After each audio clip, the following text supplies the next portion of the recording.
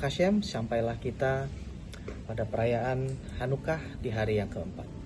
Dalam kali ini, saya akan membawa kita sedikit memahami terkait dengan minyak. Minyak itu, sebagaimana kita tahu dan sering kita gunakan sehari-hari, minyak itu berasal dari biji. Minyak itu berasal dari biji dan diproses sedemikian rupa.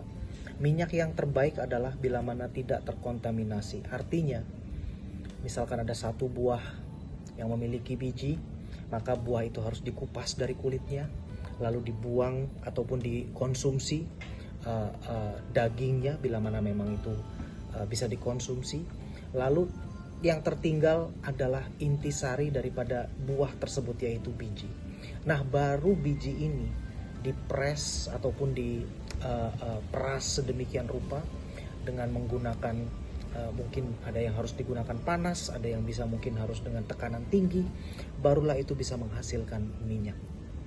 Nah, beberapa hari yang lalu Morah Rifka, istri saya, menjelaskan bahwa minyak itu adalah bahan bakar dari untuk neshama kita agar bisa tetap menyala. Dan minyak itu adalah Taurat.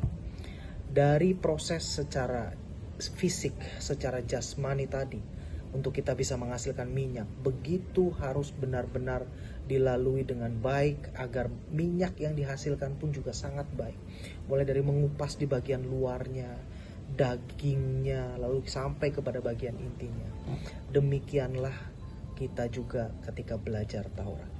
Taurat itu para rabi, para bijak menjelaskan ada berbagai macam dimensi daripada Taurat.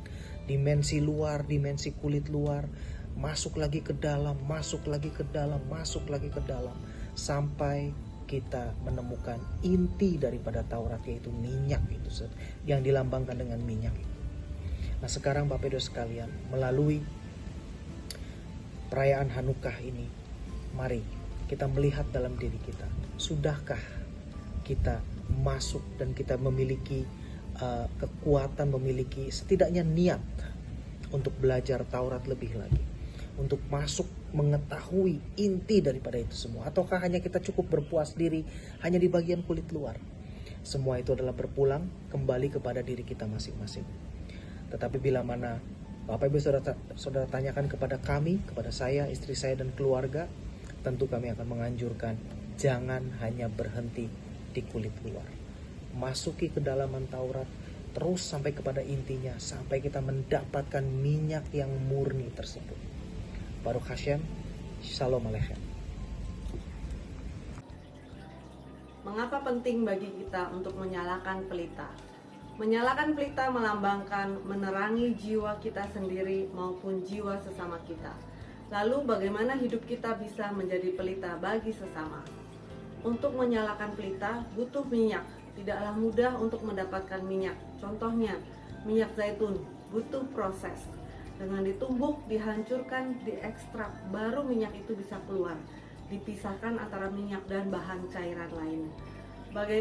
Hanya bagian minyak murni itulah yang bisa dipakai untuk menyalakan pelita.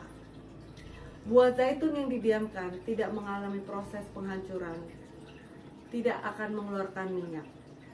Malah buah zaitun itu bisa busuk, tidak berguna dan dibuang. Hidup kita terkadang terlihat hancur, diuji dengan penderitaan dalam bentuk sakit, kesulitan ekonomi, pelecehan, tidak mendapat perlakuan yang adil. Tapi semua ujian proses penghancuran itu demi untuk mengeluarkan minyak dalam hidup kita. Dan kita bisa pakai minyak yang dihasilkan itu untuk menyalakan pelita, menjadi terang bagi sekitar kita.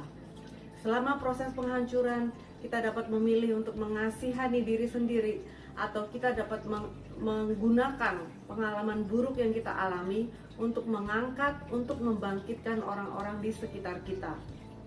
Kita bisa gunakan ujian, proses yang kita alami untuk hal positif. Kita akan mengangkat semangat diri kita sendiri, juga orang-orang yang di sekitar kita.